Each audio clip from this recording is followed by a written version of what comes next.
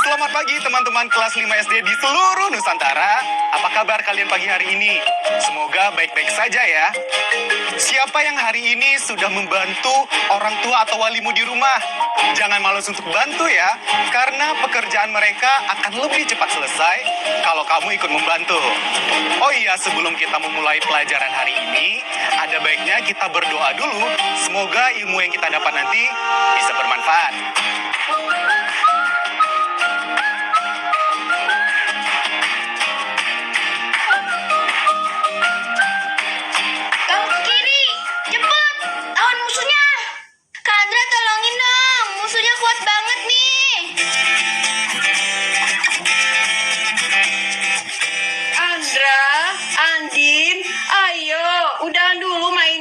Kita berangkat sekarang ke rumah nenek.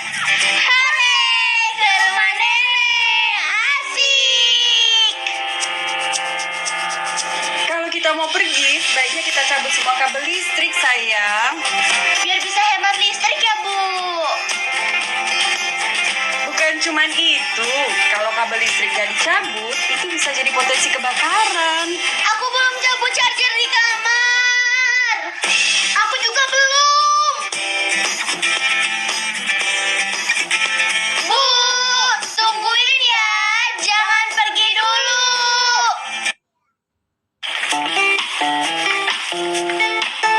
Apa yang dikatakan mamanya Andin dan Andra itu benar ya teman-teman. Lupa mematikan stop kontak listrik saat bepergian itu berpotensi kebakaran. Selain kebakaran, banyak bencana lain yang disebabkan oleh kelalaian manusia dan juga faktor alam. Teman-teman tahu nggak bencana alam apa saja? Ayo membaca. Bencana alam bisa terjadi di dataran tinggi dan dataran rendah. Potensi bencana alam di dataran tinggi dapat berupa gunung meletus dan tanah longsor. Bencana tanah longsor bisa dicegah dengan menanam dan memelihara pohon yang ada di lereng, membuat terasering di lereng, dan tidak mendirikan bangunan di bawah, tepi, atau dekat tebing. Adapun potensi bencana alam di dataran rendah, misalnya tsunami dan banjir. Kita bisa mencegah banjir antara lain dengan membersihkan saluran air secara rutin, tidak membuang sampah ke saluran air, menanam pohon di sekitar rumah, dan membuat biopori dan sumur resapan.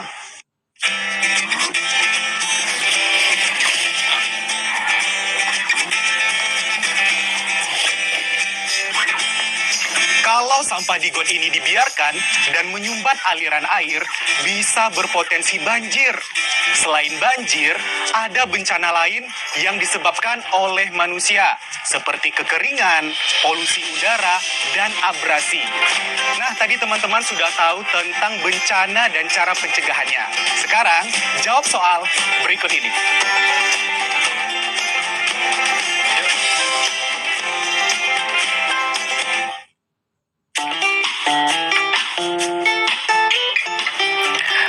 Pertama, apa manfaat menanam dan merawat pohon?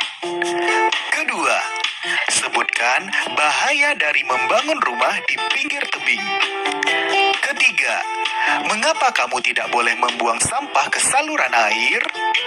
Keempat, tuliskan dengan kalimatmu sendiri simpulan dari bacaan di atas.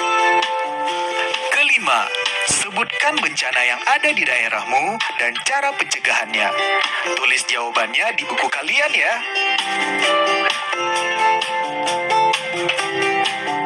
Ayo menulis. Perhatikan kalimat-kalimat berikut ini. Mari kita menanam pohon. Ayo bersihkan pekarangan rumahmu. Marilah kita membuat sumur serapan bersama-sama. Kalimat-kalimat tadi merupakan kalimat imbauan. Kalimat ini digunakan untuk mengajak orang lain melakukan sesuatu. Kalimat imbauan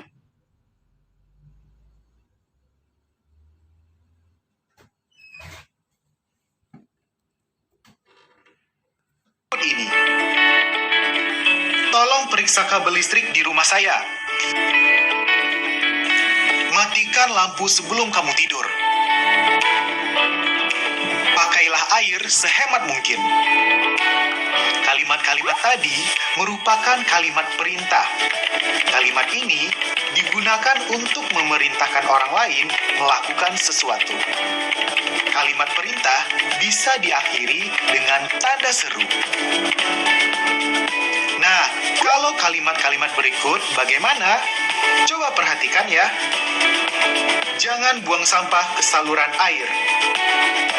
Dilarang mendirikan bangunan di pinggir tebing. Tidak boleh meninggalkan kompor yang menyala.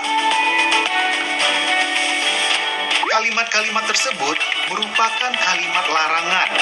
Kalimat ini digunakan untuk mencegah seseorang melakukan sesuatu.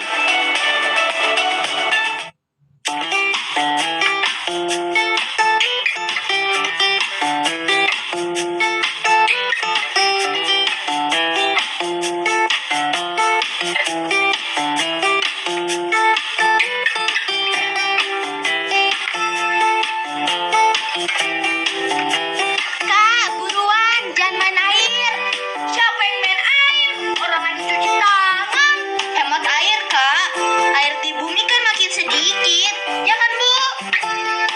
Iya, air tanah sekarang semakin menipis. Karenanya banyak daerah dilanda kekeringan dan kesulitan mendapatkan air minum bersih. Tuh, dengerin. Iya, iya. Ayo berlatih. Teman-teman tadi menyimak ucapan ibunya Andin tadi nggak? Nah, kalimat yang diucapkan ibunya Andin dan Angga tadi itu disebut kalimat sebab akibat. Kalimat sebab akibat merupakan kalimat yang menyatakan hubungan antara kejadian pertama dan kejadian kedua. Kejadian pertama merupakan sebab dan kejadian kedua merupakan akibat. Untuk bisa memahami lebih lanjut, coba perhatikan kalimat berikut ini ya. Penduduk kampung sering membersihkan sungai karena aliran sungai lancar. Setiap rumah di kampungku memiliki sumur resapan, karenanya kampung kami tidak banjir saat musim hujan. Mereka membangun rumah di pinggir tebing, karena itu tebing longsor saat hujan lebat. Mereka menebang pohon-pohon besar di lereng bukit, karena itu bukit longsor dan menewaskan banyak orang. Kalimat-kalimat di atas menggunakan konjungsi karenanya dan karena itu untuk menunjukkan hubungan sebab akibat. Sekarang perhatikan tabel ini. Kalimat di sebelah kiri merupakan sebab. Kalimat di sebelah kanan merupakan akibat. Coba gabungkan kalimat di sebelah kiri dan kalimat di sebelah kanan yang sesuai. Menggunakan konjungsi karenanya atau karena itu. Tulis jawaban kalian di buku kerja kalian ya.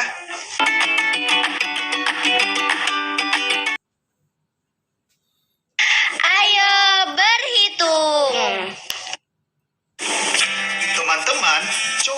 praktekkan gambar dan keterangan dalam gambar ini. Jika masih ada 35% dokumen yang belum terunduh, maka berapa lama total waktu yang dibutuhkan untuk mengunduh dokumen tersebut? Kalian sudah mengerti kan bagaimana caranya?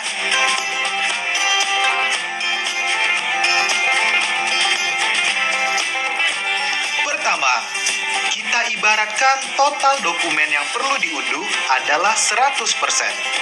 Kemudian, kita lihat berapa persen aplikasi yang sudah terunduh. Ada 65% dari total seluruh dokumen.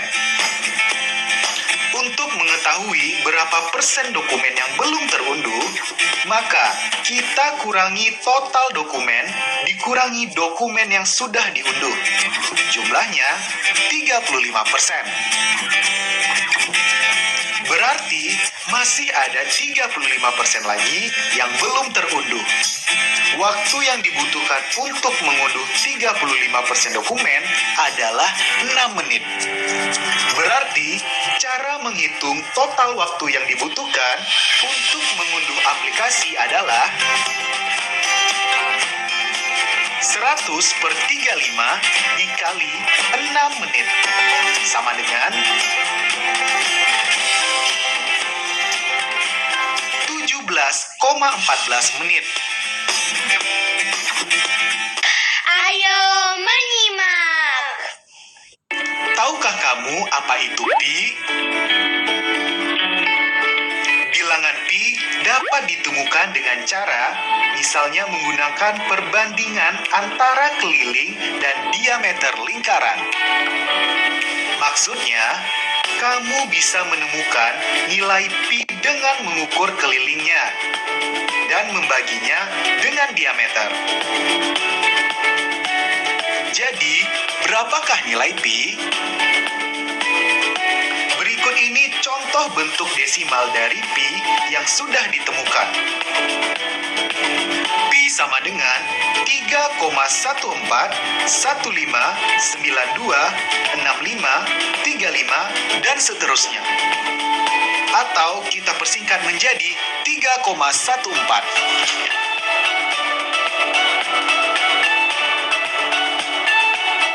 Ayo mencoba. Jawablah pertanyaan berikut ini di buku kerjamu. Berikut ini adalah tenda darurat yang dibangun oleh tim evakuasi untuk menampung pengungsi sementara di beberapa daerah di pantai ujung timur.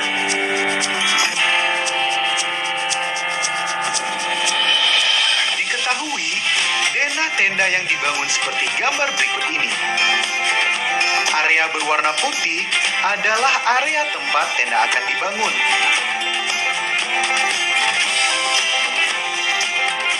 Nah, tentukan luas daerah yang digunakan sebagai area pengungsian korban bencana alam.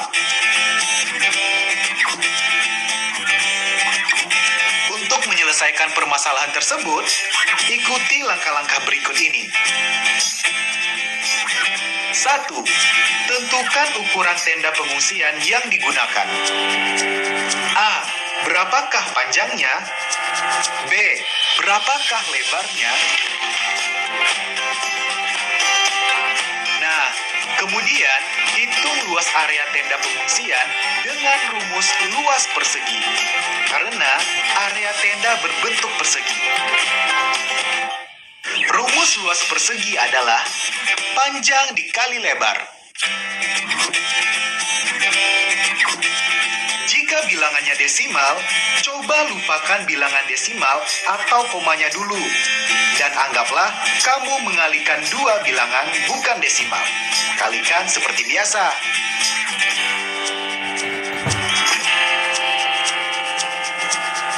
Setelah mendapatkan hasil perkalian, kemudian kita lihat ada berapa angka di belakang koma. Dalam soal ini, ada 2 angka di belakang koma. Kemudian, Kemudian, kita letakkan lagi komanya di dua angka dari belakang di angka hasil perkalian tadi. Maka 2405 menjadi 24,05. Jadi, luas areal pengungsian adalah 24,05 meter. Jika kamu sudah mendapatkan berapa luas alat tenda pengungsian, maka kamu bisa menentukan luas area pengungsian yang diperlukan sesuai denah yang tersedia. Karena pada denah ada 15 tenda, maka luas seluruh areal tenda pengungsian adalah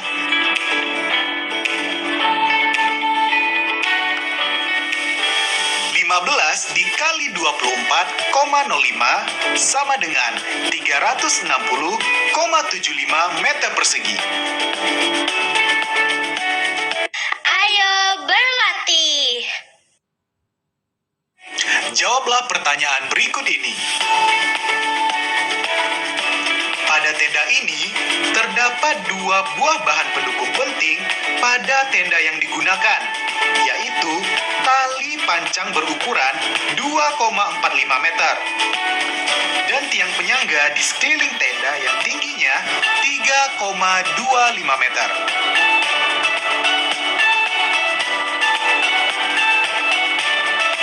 Pertanyaan pertama, untuk menghitung biaya pembuatan tenda, akan dicari tahu panjang seluruh tiang yang diperlukan tenda tersebut. Terdapat 12 tiang yang masing-masing tingginya 3,25 meter. Berapakah tinggi seluruh tiang?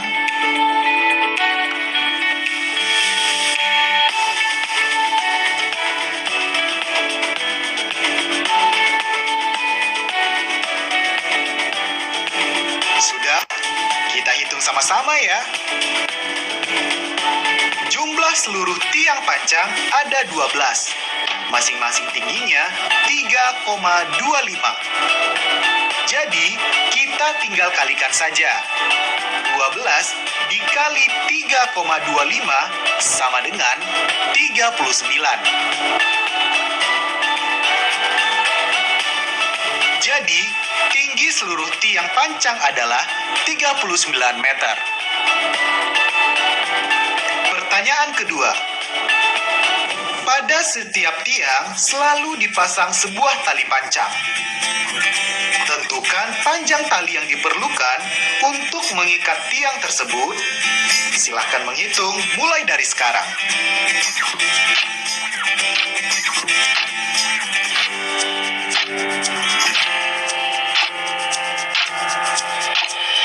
Sudah, kita cek sama-sama ya. Kita sudah tahu bahwa panjang tali pancang yang dipasang di tiap tiang adalah 2,45 meter. Karena tali pancang itu dipasangkan pada 12 tiang, maka total panjang tali pancang adalah 12 dikali 2,45 sama dengan 29,4. Jadi, total panjang tali pancang yang diperlukan untuk mengikat seluruh tiang adalah 29,4 meter. Pertanyaan ketiga. Jika pada setiap sisi tegak tenda tersebut akan dipasang kain penutup tenda, berapa luas penutup yang diperlukan untuk menutup sekeliling tegak tenda tersebut? Silakan menghitung.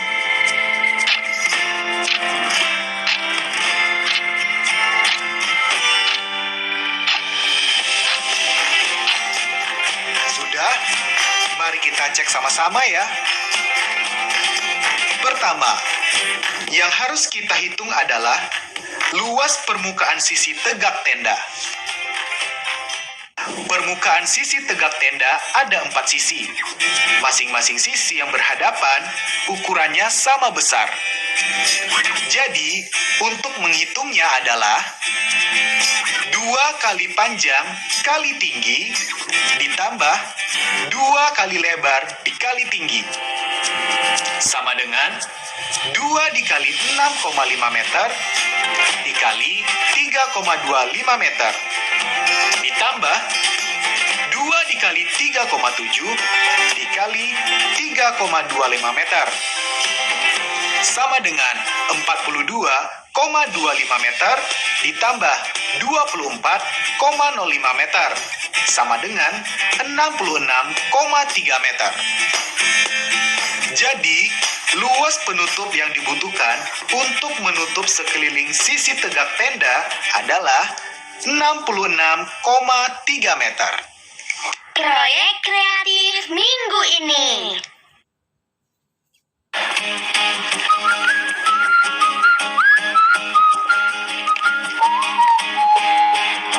Setelah selesai bersih-bersih, Kak Angga ingin melanjutkan proyek mingguan kita. Hari ini, Kak Angga akan menambahkan ilustrasi pada buku saku tanggap bencana kita. Kalian juga bisa menggambar sendiri, atau kalian bisa mencari gambar yang lain di majalah dan kalian tempel di buku saku kalian. Selamat mencoba ya. Kak Angga mau lanjut kerja dulu.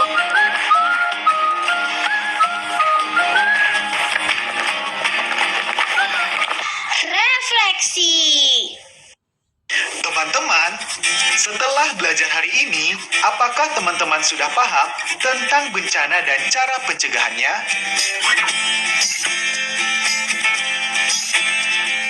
Lalu, semoga teman-teman sudah mengerti ya tentang kalimat perintah, kalimat imbauan, kalimat larangan, dan kalimat sebab akibat. Sudahkah teman-teman mengerti dan bisa menghitung perkalian bilangan desimal dan menghitung luas permukaan? Semoga teman-teman semua sudah paham ya.